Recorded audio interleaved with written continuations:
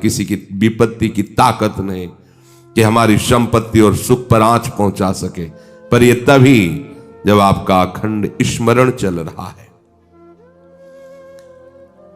अखंड स्मरण के लिए वाचो वेगम, मनसः क्रोध वेगम, हिंसा वेग, मुदरोपस्थ वेगम, एतान वेगान सहते यस्तु विद्वान निंदाचास्य हृदयम नोपहन्यात्। जो विद्वान उपासक वाणी का वेग, मन का वेग, क्रोध का वेग, हिंसा का वेग, भूख का वेग और जनेन्द्रिय जनित मैथुन का वेग जो सह जाता है, वही महात्मा निरंतर भजन कर सकता है, वही उपासक निरंतर भजन कर सकता है।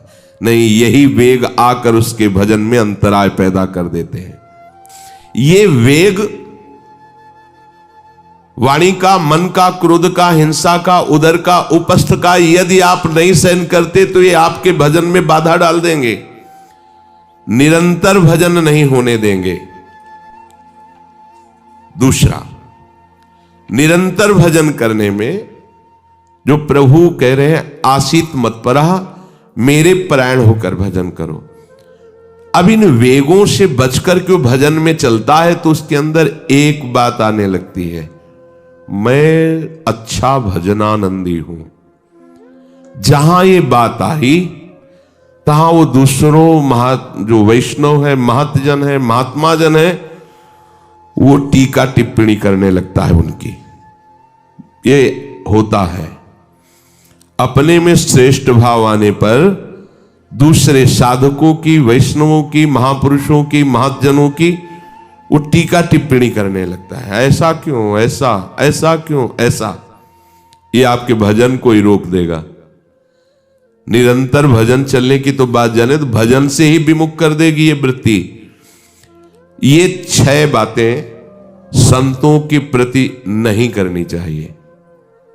वो वेग सहो और ये बात भूलकर अपनी वाणी पे न लाओ। बास निरूपण, किसी भी संत महात्मा वैष्णव के विषय में ऐसा कहना, ये तो महलों में रहते हैं या ये तो गांव में रहते हैं, ये तो इनको तो गंगा किनारे या स्मशान में कहीं खंडहर में रहना चाहिए, बाबा जी हैं ऐसे वैसे। वास निरूपण करना, तभी जब अहम जागृत होता है तो संतों के प्रति टीका टिप्पणी शुरू हो जाती है।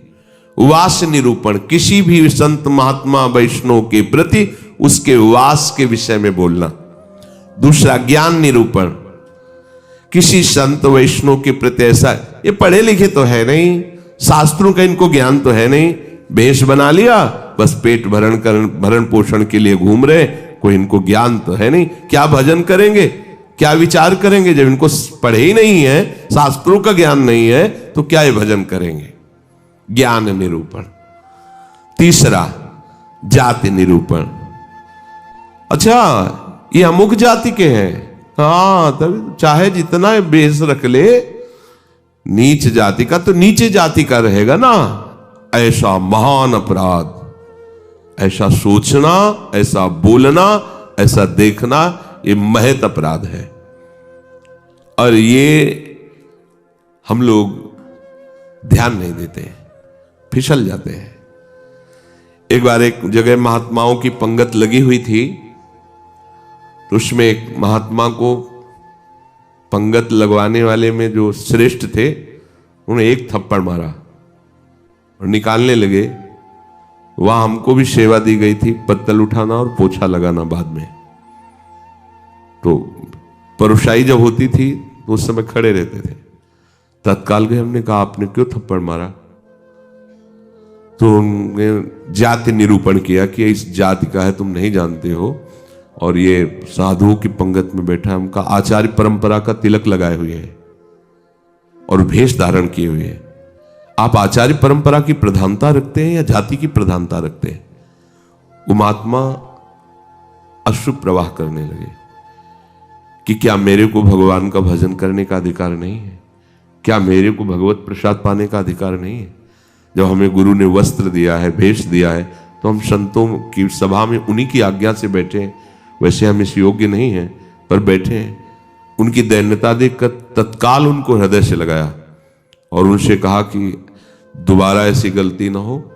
ये क्या मर्यादा है वेश के ऊपर? और उनके चरण पकड़े, एक बार इनको क्षमा करके आप बैठ जाइए, आप प्रसाद पा लीजिए।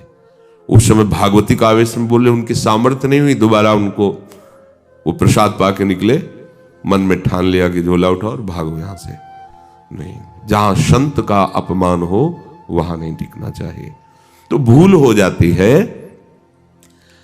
राजसूय यज्ञ में भगवान ब्रह्मा से लेकर के सब ईश्वर कोटि के महापुरुष पधारे थे, जिसमें स्वयं सर्वेश्वर भगवान श्री कृष्ण विराजमान थे। और उस पवित्रता का क्या वर्णन करना, जहां साक्षात धर्मराज विराजमान है वहां अपवित्रता का प्रवेश नहीं हो सकता। लेकिन यज्ञ की पूर्णता नहीं हुई थी। यज्ञ की पूर्णता सुपच वाल्मीकि के चरण धोकर रसोई में पवाने से हुई थी। स्वयं भगवान श्री कृष्ण चंद्रजू ने ऐसा आदेश किया था, जिन्होंने स्वयं गीता जी में कहा, चातुर्वर्णम मया सृष्टा गुण कर्म विभागशः।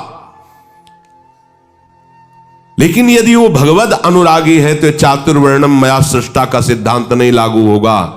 भगवान व्यास देव जी कह रहे, अहो वत्सो पचतो गरीयान यज्जिभ्यागे वर्तते नाम तुभ्यम।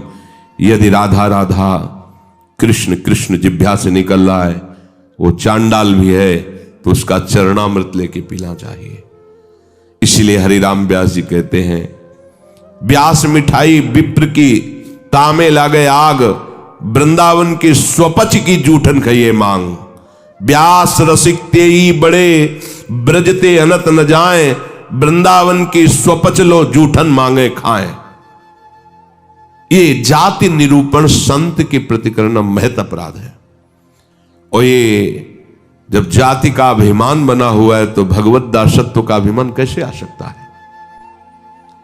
किसी भी मार्ग में हो, आगे चल करके सब लय हो जाता है। ये देहाभिमान के अंतर्गत आता है। देह ही तो जन्मी है जाति में, ये स्वरूपाभिमान थोड़ी है, ये देहाभिमान ही है। इसलिए वैष्णव के सबके एक ही गोत्र है, अच्युत गोत्र। अपने सब रसकों के एक ही गोत्र है, हरिवंश गोत्र। अगर हम जाति पक्ष में चले जाएंगे तो भगवत पक्ष से हट जाएंगे। तहां जाति कुल नहीं विचार, कौन सुत्तम कौन गंवार, सार भजन हरिवंश को। और या रस मगन मिटे भवत्रास, सुनहु रसिक हरिवंश विलास, श्री हरिवंश गाय। कहीं भी प्रकट हुआ हो किसी भी कुल में, और वो जब आचार्य के शरणागत हो जाता है, आचार्य परंपरा से, तो अभेद हो जाता है। सुने प्रपन्न जेब है, अभद्र सर्व के गए, तिन्हें मिले प्रसन्न हुए, न जाति भेद मानिए न जाति भेद मानिए। उनको देख करके कहना चाहे, सुभाग हमारे अहोभाग्य आपके दर्शन हुए, आप पधारिए, आप विराजिए। और जैसे अपने पूज्य जनों का स्वागत किया जाता है, ऐसे मन में भी नहीं आना चाहिए कि ये अमुक जाति का संत है, इसके पैर कैसे छुएं, इसका चरणामृत के। अगर ऐसा तो आपका भजन बाधित हो जाएगा। जाति निरूपण, यही गलती हो गई थी दंडकारण्य के ऋषियों से श्री माता सबरी के प्रति। एक तो स्त्री जाति और दूसरी भीलनी। कैसे हम महाब्रह्म ऋषियों के बीच में बड़े बड़े कीड़ा पड़ गए थे, सरोवर के जल का प्रयोग नहीं कर सकते थे, सब अशांत थे। और भगवान श्री राम ने माता सबरी को सौभाग्य दिया ऐसा, जो ब्रह्म ऋषियों को भी नहीं मिला। इसलिए कभी किसी संत के जाति निरूपण न करें। ये बिल्कुल, देखो हम सब प्रभु के अंश हैं।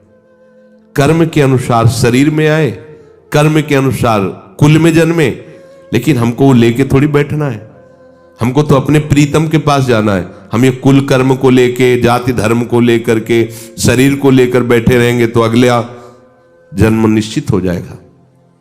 हमें प्रभु के पास जाना है। जो ही ये बात सोचकर आगे बढ़े तो आप केवल प्रभु के हो गए, खत्म खेल। बस सृष्टि चक्र के खेल के लिए है चातुर्वर्णम। भगवत मार्ग में जे ही आरूढ़ हुए तो वो शरीर राग हटा, भगवत अंश हो। जितने ब्रह्मा जी पवित्र हैं उतने तुम्हारा स्वरूप पवित्र है।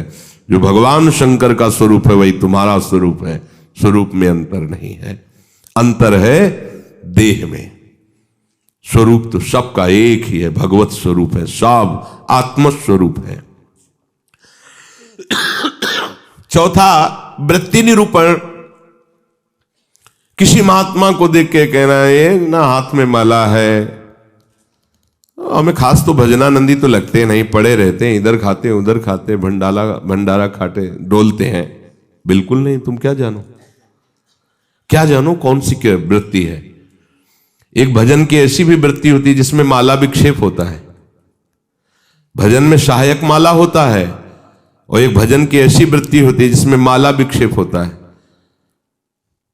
अगर कभी उत्साहपूर्वक ले भी लिया जाए तो 10-5 मिनट से ज्यादा नहीं चलेगा और रख जाएगा।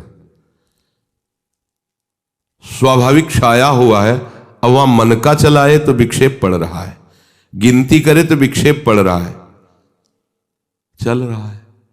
अब आप क्या जाने, आप माला देख के तो जान जाते हैं कि जप हो रहा है, लेकिन बैठे हैं, टहल रहे हैं, तो आपको लगा खाली टहल रहे हैं। नहीं, ऐसा नहीं। संतों को जानना बड़ा कठिन होता है। एक बार गुरु जी की सेवा में सुकुमारी शरण थे, जे ही लाडली कुंज में प्रवेश हुए तो महाराज जी का दुर्गंध आ रही। ऐसे देखा और कहा, वैष्णव अपराध करके आ रहे हो क्या? तो महाराज जी हम साबुन लगा के नहीं नहाते तो शायद शरीर से दुर्गंध। बोले वो दुर्गंध नहीं, ये वैष्णव अपराध की दुर्गंध है। गुरुदेव ने कहा, महाराज जी सावधान रहते हैं, कोई वैष्णव अपराध तो नहीं। नहीं, हमें महसूस हो रही है। आप पहले वहीं खड़े रहिए, बताइए क्या वैष्णव अपराध किया है। भजन का क्या प्रभाव होता है, बहुत सूक्ष्म है, बहुत सूक्ष्म। महापुरुषों के हृदय से ही पता चलता है ना। प्रारंभ में था तो पंडित बाबा की वाणी पढ़ी तो तन्मयता एकदम पंडित बाबा में हुई। तो दूसरे दिन सेवा में गए तो उन्होंने कहा कि हमारे चिंतन में कृष्ण बलराम आए, तुम्हारे सिवा और किसी का यहां आना नहीं है। तुम कहा महाराज जी पंडित बाबा का चरित्र पढ़ रहे तो एकदम उसमें तन्मयता एकदम। बोले हाँ, तभी आया चिंतन में। तो कितना सूक्ष्म, मतलब ये सबके समझ में की बात। परिक्रमा दे रहे थे जगन्नाथ बाबा की कुटिया, दोपहर में देखा महाराज जी गायब। देखा तो अप्सरा कुंड में ध्यानस्थ एक वृक्ष के नीचे बैठे। महाराज जी वहां से क्यों चले आए? बोले इतनी जोर के गोपाल मंत्र के वहां परमाणु सिद्ध पुरुष थे ना, तो हमें विक्षेप पड़ रहा था निज मंत्र में, इसलिए हट के चले आए। वहीं हम पढ़े, हमें कुछ पता नहीं चल रहा। आपका कितना सूक्ष्म, प्रवेश करते ही कह दिया आप वैष्णव अपराध करके आ रहे हैं, दुर्गंध आ रही। ओ हाँ महाराज जी, अगर ये वैष्णव अपराध है तो फिर वो एक समोसा बांट रहे थे तो एक संत बार बार समोसा ले और खाते जा रहे थे, फिर लेते जा रहे थे, तो उसने धक्का मारा और दबकाक भगा दिया। तो हमें लगा कि कैसे संत हैं, ये समोसा के लिए बार बार हाथ फैला रहे हैं। तो बोले उनको जानते हो? बोले हाँ, प्राय वो दिखाई देते हैं बिहारी जी की गली में। बोले जाओ, महाराज जी ने पैसा दिया 50 रुपये उस समय, अगर जाओ समोसा खरीदो, उनको दो और उनके चरण पकड़ो, उनसे कहो कि आपके प्रति हमारी ऐसी मलिन बुद्धि हो गई थी, आप हमें क्षमा करें, फिर सेवा में आओ। कितना सूक्ष्म है महापुरुषों का सुरक्षा कवच। किसी भी संत के प्रति, वैष्णव के प्रति, ये तो पड़ा रहता है, तो कभी माला नहीं लिए, तो कोई भजन ध्यान करता नहीं, इस प्रकार से उसकी निंदा करना, ये वृत्ति निरूपण है। पांचवा है स्वरूप निरूपण। इनके चेहरे में कोई तेज तो है नहीं, हमें लगता है कोई महात्मा तो है नहीं, बनावटी ही लग रहे हैं, कोई आकर्षण तो है नहीं इनके चेहरे में, सच्चे साधु नहीं है, ऐसा वैसा नहीं। आप क्या जानते हो, ये राख से ढकी हुई आग है, राख हटे तब पता चलेगा। अगर चेहरे से ही महात्मा की पहचान होती तो जड़ भरत जी को पहचान लेता रहुगण। और साधारण सत्संगी नहीं, कपिल भगवान से सत्संग करने जा रहा है, कोई साधारण सत्संगी नहीं, महापुरुषों का संग करने वाला है, फिर भी नहीं पहचान पाया राख से ढकी हुई आग को। जड़ भरत जी जैसे महान ब्रह्मभूत महापुरुष से पालकी उठवा दी। जब उनके वचन प्रकाशित हुए तो कूद पड़ा पालकी से चरणों पर। इतनी ऊंची स्थिति के महात्मा, कांप गया। ये किसी भी महात्मा के बाह है